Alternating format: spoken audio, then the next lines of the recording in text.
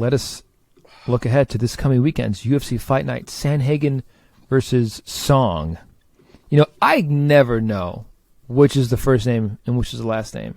Dude, for Chinese fighters. I know. The problem is there's no consistency from our side, though, because over there, their family name comes first. And then their first names come second. So it is reversed. Like so for example, so his last name is his surname. His surname is Song. Right. Is it? Because I know we technically reverse it, which is the problem. We don't just fucking leave it alone. We reverse it for our sake. He's referred to as Song Yadong. His Song but did we change it? But so this is what I was going to say. We know that that over there the family name comes first.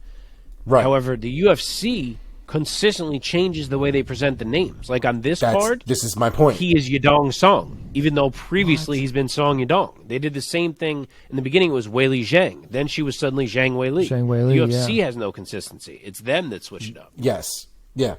Either way, that's definitely been the problem. Well, so I don't even know which one is his family name. I'm assuming Song because it sounds more like a family name, and that Yadong would be his unique name. But I don't even know. I would agree. Let's go with it. Seems like Sandhagen Song versus is Song. Yeah.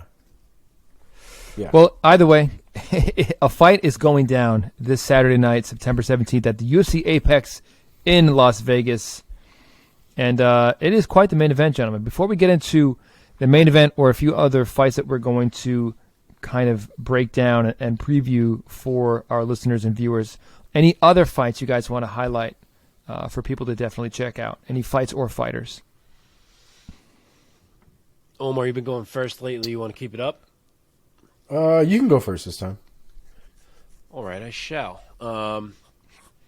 There's honestly a handful I would highlight here. One of them is you have a kid named Daniel Zellhuber, who is making his debut. He is undefeated so far. He's looked very impressive. There's some hype behind him. He beat Lucas Almeida on the Contender Series, who then actually debuted before he did and beat Mike Trezano. So it shows you how good Almeida is already, and Zellhuber beat him.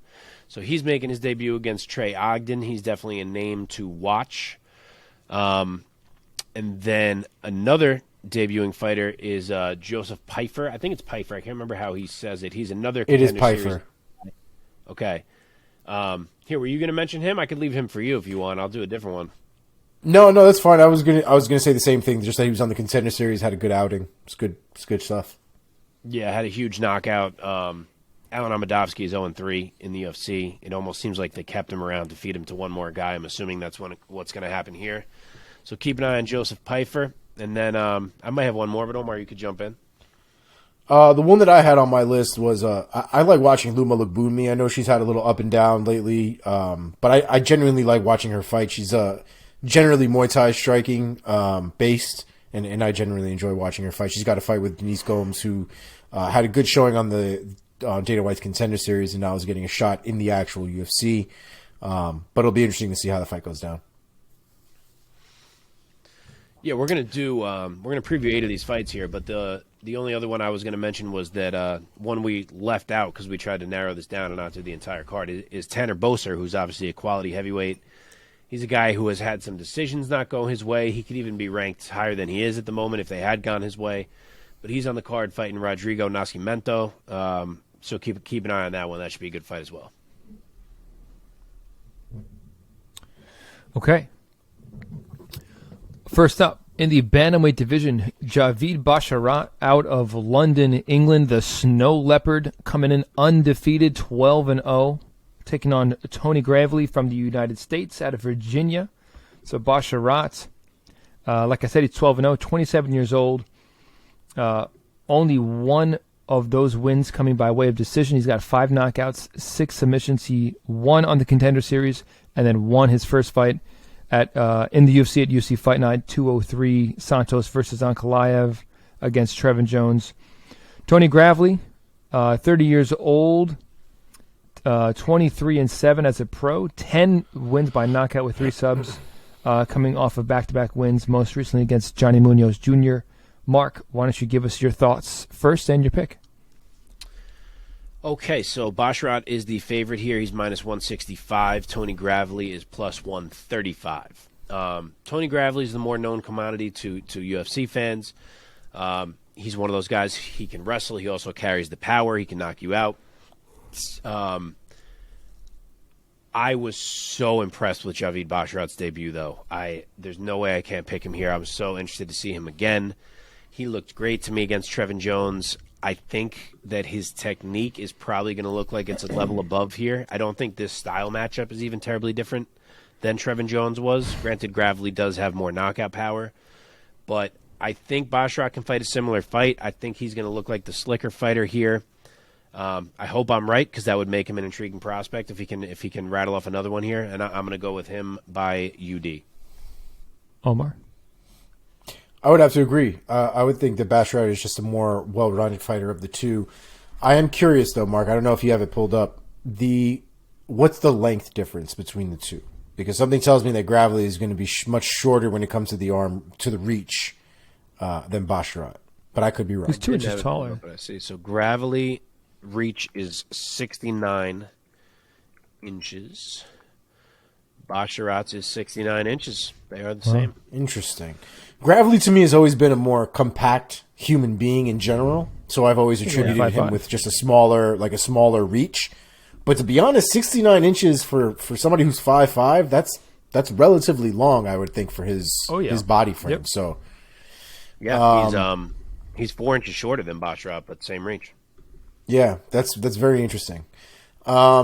Either way, I still think that Basharat is just a more well-rounded fighter. I don't think that the wrestling that Gravely has is going to be significantly better to take any kind of advantage from it in that fight. I also think that while he is compact and he has the power behind it, I think he ends up cocking back quite a bit. A lot of his punches don't really seem like they come from the chamber. They seem like they come very much from kind of a winging, I'm going to try to take your head off kind of standpoint. For those of you, so in the chamber, just really quick, for those of you who are watching, chamber is basically like from your fight stance with your hands kind of protecting you, right? Like from a fight stance.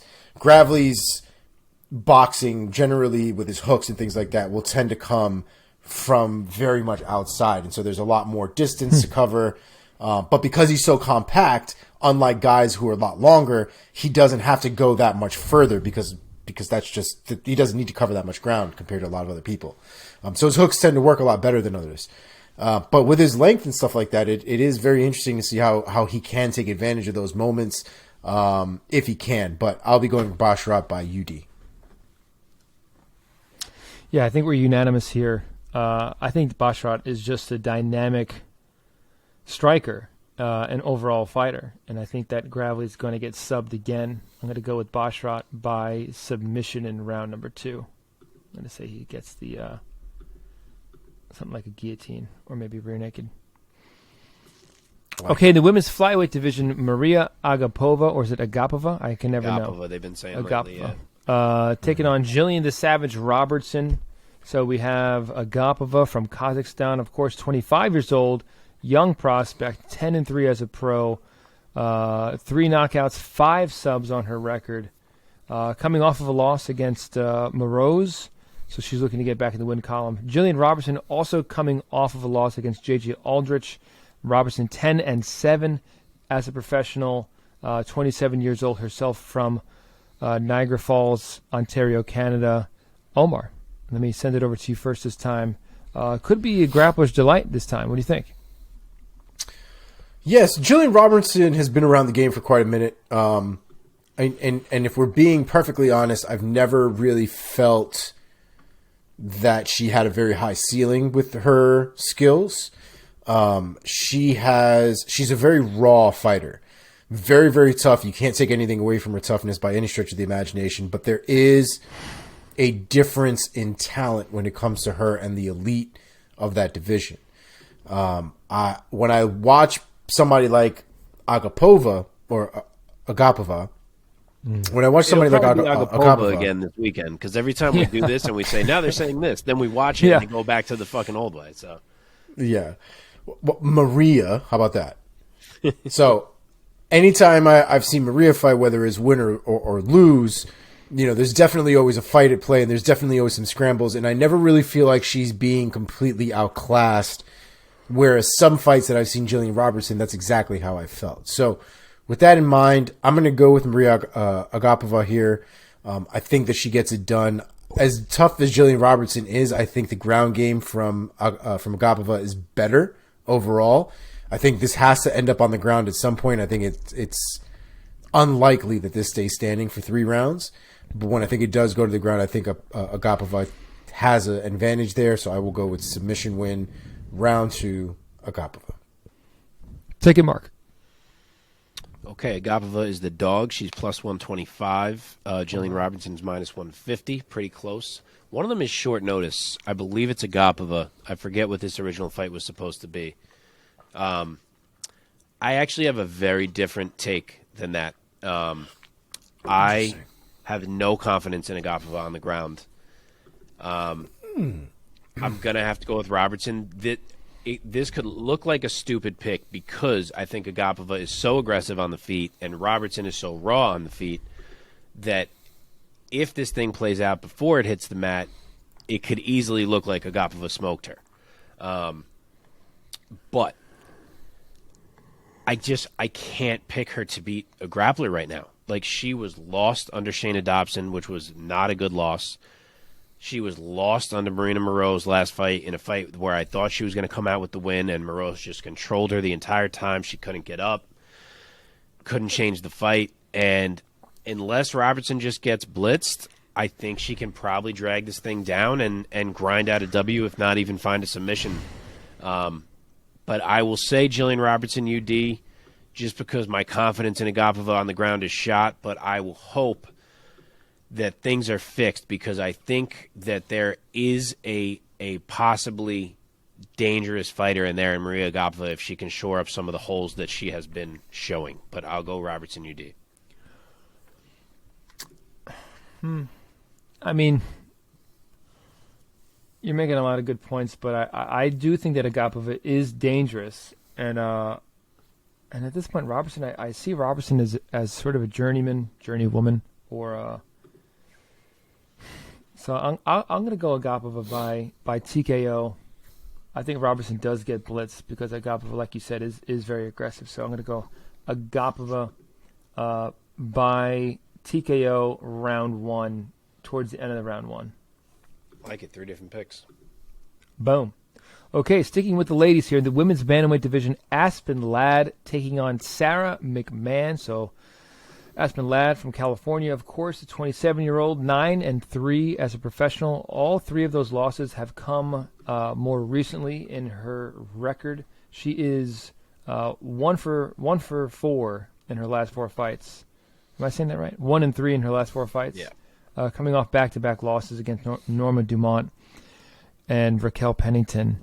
So she's looking to get back in the win column, who was once a very highly touted prospect in women's MMA, taking on a veteran of veterans in Sara McMann, 13-6 as a pro. She is 41 years old. Like I said, 13-6, only 1 knockout win on her record, 5 submissions and 7 decisions. She's coming off of a win against Carol Rosa back in March of this year. Omar, why don't you take this one first? It's a really interesting fight because the recent occurrences with Ladd change what my initial thought would have been that how this fight was going to go had you asked me in like 2019, right? Like the loss to Germaine Durand-May, I can forgive. She got caught. She went down. Referee stopped it. I can live with that. That's fine. That happens. Shit happens. Then she beats the shit out of Yana Kunitskaya. That's the Aspen Ladd we know. Then the pandemic hits. The whole world goes to hell. Who knows what happens to this girl, what she's been going through, what she's doing. We all know that there was some sort of drama with, her partner or whatever, however that worked out, and also being in her fight camp and corner and stuff like that. Whatever. Then she comes out for Norma Dumont. Losing a fight, and we've talked about this often, losing a fight is one thing, but when you lose a fight and don't even look like you know how to fight or look like yourself, then it's like a whole different thing that we have to worry about. And that's what happened with Aspen Ladd. She just didn't look like herself. We joked about it when it happened that like it's like she forgot how to fight in the last year that she was gone. Didn't look like herself in the Norma Dumont fight. All right, ring rust, pandemic hit, shit happens. Cool. Raquel Pennington. Kind of the same shit. Like, it wasn't a great performance from Aspen Ladd, and it looked significantly worse than the performances that had really put her on the map to begin with. And it inspired less and less confidence as the fights went on, and now we're at a point now where I have to choose between two fighters that I respect, but don't have as ton of confidence that they are going to be able to close the show in their favor. Both of them very tough. Both of them very well-rounded when it comes to the ground game. Sara McMann's hands have gotten significantly better over the years, although she's not, going to be winning any Golden Glove competitions anytime soon. But her hands are a lot better than they used to be. Aspen Ladd has been decently well-rounded from jump. Her ability to switch where she needs to go, whether it's standing or down to the ground. Her grappling is A+. She's excelled at that up until a certain point. So now where do you go? Like, whose game do you trust more? Because Sara McMann has shown an equal falter when it comes to not getting submitted on the ground. Because she does. As a wrestler, that's kind of a problem. If you want to take people to the ground, you have to not get choked the fuck out. And she does. So it makes this fight really, really difficult to pick because both women have shown almost just as many flaws as one another in recent times. So, gun to my head, if I have to choose right now, I'll go Sara McMann by UD just because Aspen Ladd hasn't shown me that she knows what the fuck she's doing in there as of recent. Again, 2019 Aspen Ladd, I'd be picking her over Sara McMann. 2022 Aspen Ladd, as of right now, I can't do it. So I go Sara McMann by unanimous decision. Mark? On this one, we have the same take. Before I forget, Aspen Ladd is favored -140, Sara McMann +115, so very tight on those odds. Can you pick Aspen Ladd right now? If you're picking Aspen Ladd, you are just banking on the fact that she is going to suddenly be Aspen Ladd of 2 years ago or 3, whatever it is. To pick the Aspen Ladd that we've seen in the last 2 fights specifically doesn't make a lot of sense. So as much as it's possible that she could bounce back, I don't really see how you bet that way right now. She has been the exact opposite of encouraging. And Sara McMann, despite being 41, is still a high quality wrestler. She's still winning fights. And I just don't know if Aspen Ladd can either A, get up enough if she gets taken down, or B, be aggressive enough on the feet to hurt Sara McMann before she gets put on her back. The old Aspen Ladd could have been. This Aspen Ladd doesn't seem to have that aggression. And Omar touched on it. The way Sara McMann tends to lose a lot, because she kind of takes everyone down. But a lot of times she'll get caught in a sub from bottom. And I don't see Aspen Ladd doing that. So I guess in the end, I'm gonna land in the same place. I'll go Sara McMann by UD. We are unanimous. I am also in the same boat of at this point, Aspen Ladd has to show me that she can win a fight a la 2019 Aspen Ladd, 2018 Aspen Ladd, before I'm going to be picking her with any kind of confidence. Yep. And, Sara McMann's a veteran. I mean, even though she's 41, she's in tremendous condition, tremendous shape. I'm thinking, I feel like we're going to see Aspen Ladd. It's going to be one of these stories of just like huge touted prospect and then just hit this skid. She might find her way out of the UFC, maybe over to Bellator or some other organization, and she might find success somewhere else. But as far as her UFC journey, it just seems to be kind of going downhill. Unless she turns in a great performance on Saturday night.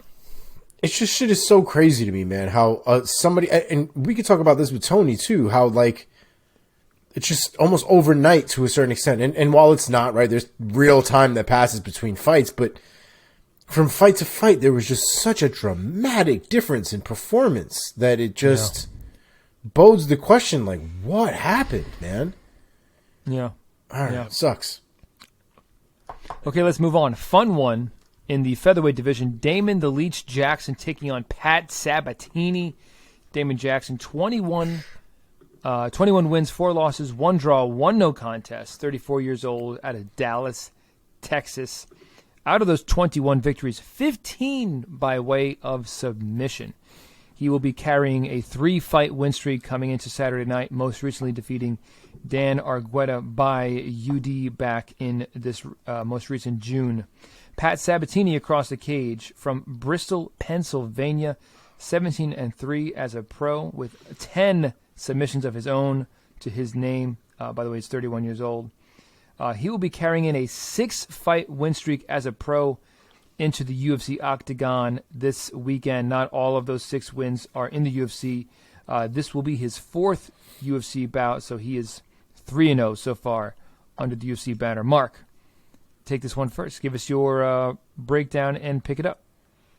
Sabatini's only 3-0. I thought he was more than that for some reason. 4. I'm sorry, 4-0.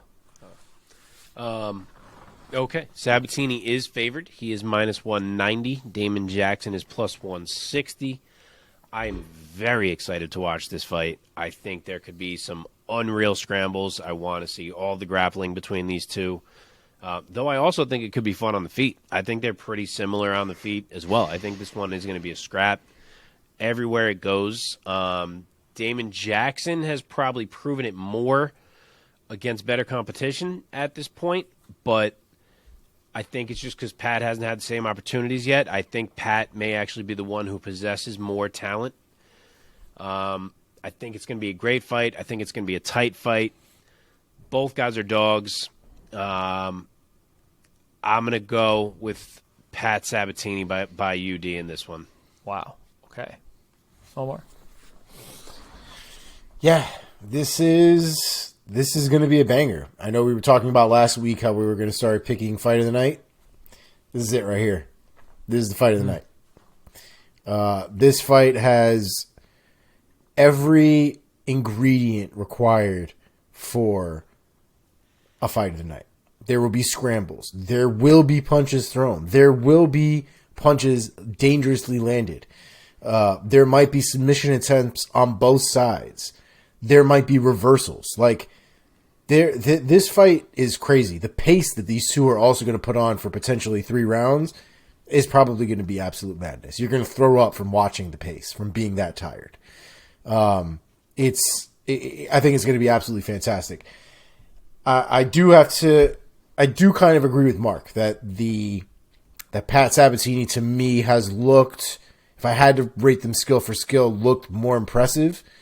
It is possible because he hasn't been facing the same type of competition that Damon Jackson has been facing, although the people that Sabatini has faced aren't slouches by any stretch of the imagination, but it's not the same thing. It is a very difficult fight to pick, but I will be picking Sabatini by decision.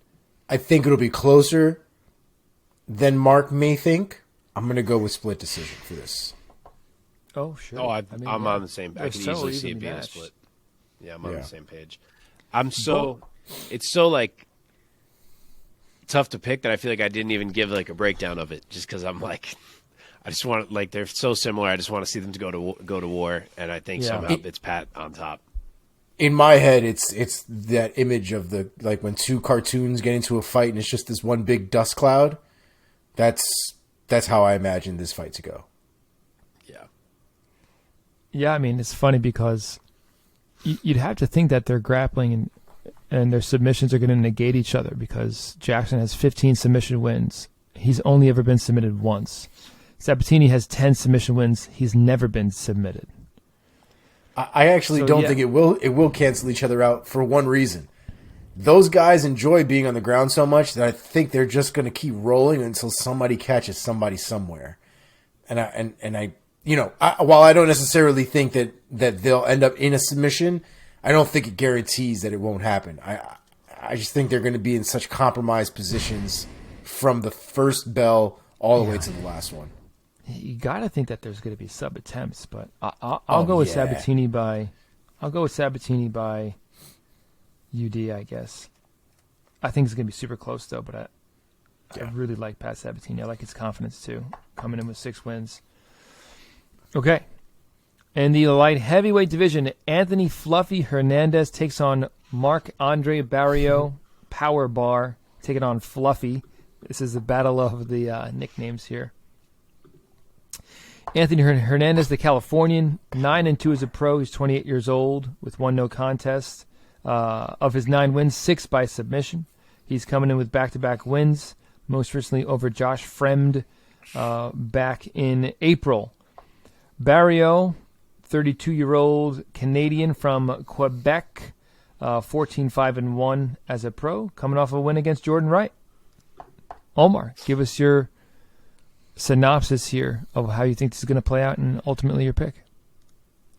So Anthony Hernandez is an interesting guy because he made, to a certain extent, he almost made his bones off of submitting a elite grappler after that grappler could barely keep his head off the ground from exhaustion.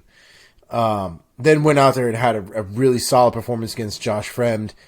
And with all of that, I'm not entirely sure how to properly gauge his potential and like what I should be expecting from him going forward. I think Marc-Andre has shown just a little bit more finality in how I'm supposed to rate him and how I'm supposed to look at him and his game and how it works. But Anthony Hernandez, I think, still is either that he's growing potentially, like he's still evolving as a fighter. It could also be that the circumstances have caused him to, adjust how he needed to adjust and worked in his favor. Either way, there is something about Anthony Hernandez that I have been enjoying and a certain confidence I have in the unorthodox ways that he's been approaching his fights as of late. And I think he gets it done. I think it's going to be a tough fight, but I think he gets it done. I'm going to go with Anthony Hernandez by UD. Okay, Mark. Hernandez is favorite here. He's minus 180. Barriault is plus 150. I am stunned at how good Anthony Hernandez looked in his last fight. He put a pace on Josh Fremd like nothing I've ever seen. The guy keeps the pace on you. He hunts for subs every fight. I mean, he's an animal. And it seemed like he hit a new level in that last fight with that pace. Barriault is a guy who disappointed early in the UFC. I want to say he started 0-3, actually, but he has won 3 of his last 4. It seems like he's starting to put it together, starting to be the guy people thought he was going to be. He is a guy who tries to put a pace on people, but I don't think he can do that to Hernandez. I don't think he has the game to turn back Hernandez, to keep Hernandez off of him. I think he may even get subbed by Anthony Hernandez. I think it may look close in round 1, and then it just starts to deteriorate for Barriault from there. I'm going to go Anthony Hernandez by round 2 sub. Whew. Man, nice. I'm having a harder time than you guys picking this fight. I think this is going to be very close. I really like the striking of Barriault in this. I mean, yes, Anthony Hernandez, he seems like he has come a long way. I'm going to roll with Barriault this time. I'm going to take Barriault by knockout or TKO in round number 1. Baby.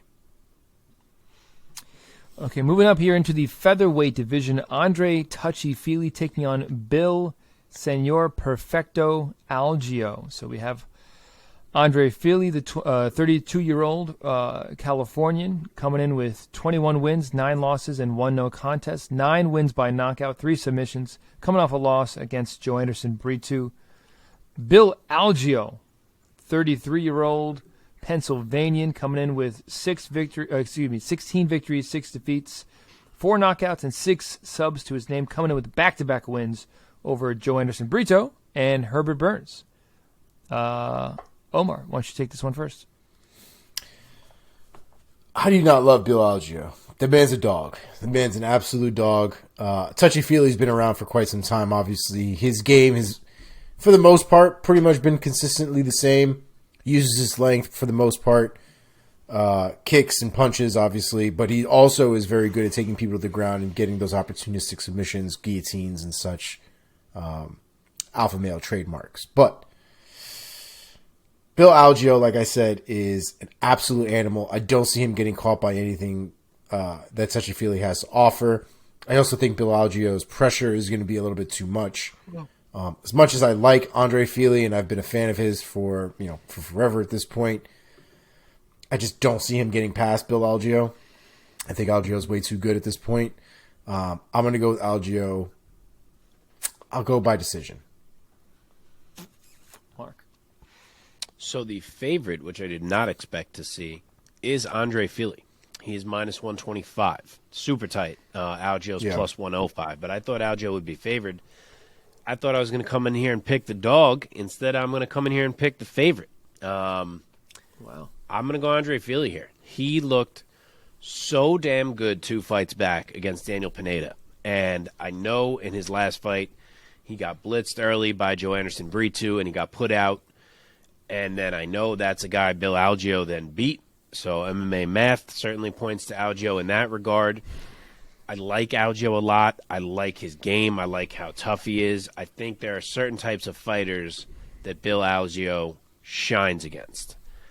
However, I think there are other types of fighters, if you look at his 2 losses in a Ricardo Lamas and a Ricardo Ramos, who are guys that won't fade as the fight goes on, like a Joe Anderson Brito, who he beat, like a Herbert Burns, who he beat, even Spike Carlisle, who he beat, same way. All these guys come out of the gate hot as shit. And Algeo beats him because he survives. You're not going to get him out of there. And then rounds 2 and 3 are going to go his way. And I think Andre Fili is more like the guys that have beat Bill Algeo. I think he's not going to go away. And I keep thinking back to how good he looked 2 fights back against Pineda. I think maybe him getting caught by Brito was a little bit fluky. I think he can match Algeo's skill for skill anywhere this fight goes, and I'm going to say he wins a scrap. I think it's a close fight, but I will land with Andre Fili. Do I want to say split? I'll say UD, Andre Fili. I do agree that I think this fight is a guaranteed scrap between these 2 featherweights, but I like the grittiness of Bill Algeo more, and I think that he's going to take it in a unanimous decision. I'm going to say it's going to be 29-28 across the board for Senor Perfecto. Okay, in the middleweight division, we have some fireworks going down at 185 pounds this Saturday night at UFC Fight Night, Sandhagen versus Song. In the middleweight division, we have Chidi Bang Bang Njokuani taking on Gregory Robocop Rodrigues. Oh my goodness. Njokuani, of course, the 33-year-old brother of Anthony Njokuani, hailing from Las Vegas, Nevada, or fighting out of Las Vegas, Nevada. 22-7-1 as a pro. Out of his 22 victories, 14 have come by way of knockout. And he will be riding into Saturday night on the 4-fight win streak that he is currently on. He is rather new to the UFC. He was on Contender Series 3 fights ago, and then he has knocked out his other 2 opponents that he's faced in the UFC. Before that, he had a long stint in Bellator. He's fought for LFA. He has wins over guys like Max Griffin and Andre Fialho. So this guy's a vet, and he's bringing in a huge power at 185 pounds. Okay, real quick. Gregory Robocop Rodrigues, 30-year-old from Brazil, 12-4 as a pro with 7 knockouts and 3 subs to his name, coming off of a knockout victory over Julian Marquez back in June. Mark, why don't you set this one up for us and give us your thoughts on this matchup between Njokuani and Rodrigues, and ultimately your pick, please. All right, near pick'em odds on this one. You can find them, pick 'em, depending what site you look at. The average seems to be Chidi slightly favored at minus 120. Rodrigues even money plus 100. These are both guys who I regularly hype up as to how legit they are. So unfortunately, I have to pick against one here. Both have major knockout power. Both are black belts on the mat. Granted, Rodrigues is a different level of black belt probably. But he loves to strike, and that's where Chidi lives. Plus, Chidi has a 4.5-inch reach advantage that he's bringing into the cage, too. And as much as Gregory Rodrigues has put guys down, there's another one where I'm going to look at the past opponents, kind of how I just did with Algeo. The guys he put down, Dushko Todorovic, kind of brawls in there. Junyoung Park, kind of brawls in there. Julian Marquez, absolutely brawls in there. The guy he lost to, Armen Petrosian, guy who's not really going to get into a brawl. He keeps his range, picks you apart, lands his shots. That's where I see Chidi. I don't think Chidi's a guy who's just going to come in there and brawl with him. I think that he has too much technique. I think he stays behind that 4-inch reach advantage, and I think he eventually finds a kill shot. I think there's an exchange, and then all of a sudden, a big clean shot lands. Hobocop is wobbled, and Chidi jumps on him for the finish. So I will say second round TKO for Chidi Bang Bang. Too much technique. Omar. I also agree. Where I will give Hobocop the benefit of the doubt is that his chin is actually pretty damn good. He's not going to get taken out in the first round. But I do think he ends up getting lit up, even in the first round, leading into the second round. I think by the time he gets to the second round, though, it's going to get to the point where it'll be stopped. I'm going to go with Chidi, TKO round 2. You said Chidi?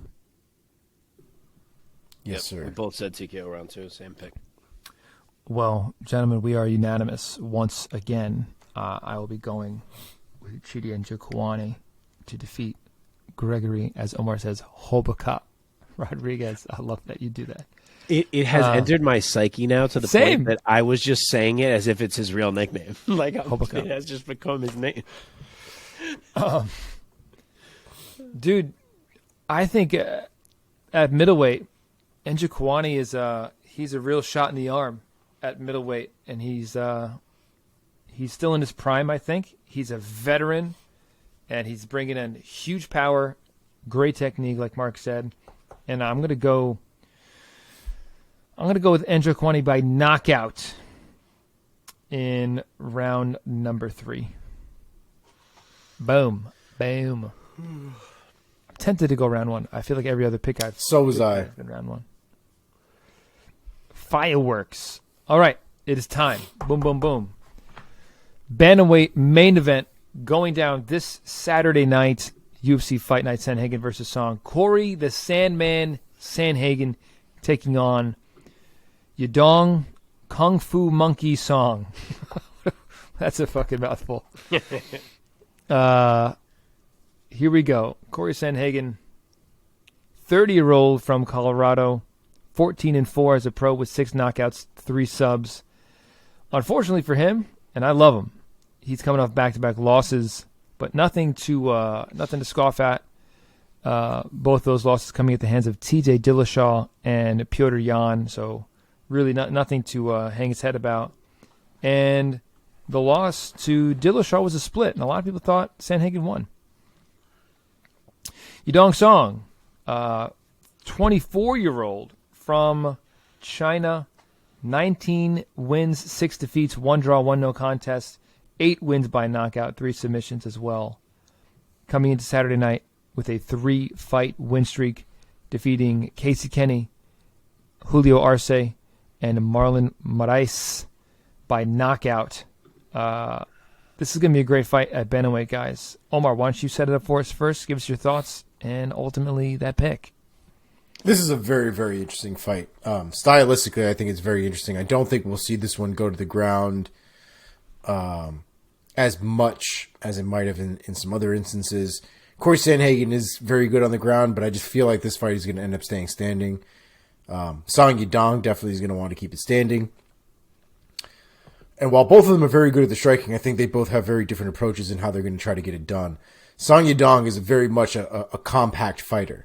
Another one of those guys that likes to throw power with what he has because he's got that kind of frame for it. Sandhagen is very much the kind of guy that likes to pick and jab, move around, try to time you from the outside, whether it's throwing knees or kicks or punches. He's definitely trying to do it from the outside if he can. Song Yadong would more than likely want to crash inside, try to work from the inside, hooks from a closer position, from almost like a boxing range kind of deal, and continue from there. I I'd be very interested to see how much of that is allowed from either side. Both of these men like to push forward, and the pace that both men are able to keep up is very high. Cory Sandhagen, we know, is the kind of guy that will push forward. I think the few times that we saw him not be able to do that were against the two guys who he lost against. Peter Yan and TJ Dillashaw are not guys that are easily pushed back. TJ Dillashaw had to resort to holding him against the cage and essentially kind of running out the clock at that point in order to secure that fight. Peter Yan just played a much better type Muay Thai game and did work.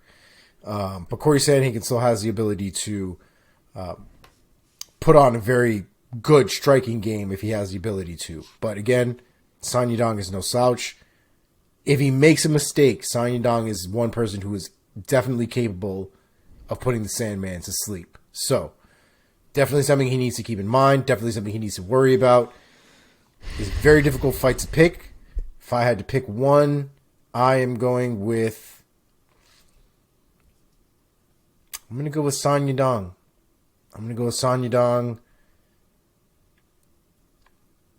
By decision. I don't think he finishes him. I do think he can get 2 out of the 3 rounds. Or, no, the 3 out of the 5 rounds that this is going to be. Okay. All right. Mark. Cory is a 2-1 favorite here. He's minus 200. Oh, wow. Yadong Song is plus 165. Omar said it. This is a very cool fight. And cool as well because on one end you have Cory Sandhagen, who has proven that he's as close to championship level as you can get, if not already championship level himself. Obviously, a lot of people think he beat TJ in that fight. And on the other end, I don't know if people caught it in Mike's little intro, you have a 24-year-old in Song Yadong. It is crazy that this dude is 24 years old and he's already in a fight against a top 5 guy in the world at this age. There are going to be a lot of years left for Song Yadong, assuming no injury or damage or anything like that. But it's an interesting matchup. You have, now I don't know which way to say it. He used to be Song Yadong. Now they're calling him Yadong Song. We talked about this earlier if you didn't watch the whole episode. But I'll just say Song. Song is an explosive-ass dude. And he's good everywhere. And he packs legitimate fight-ending power. And Cory, as we know, is an impossible puzzle to solve in there. He's so slick. He fights so smart.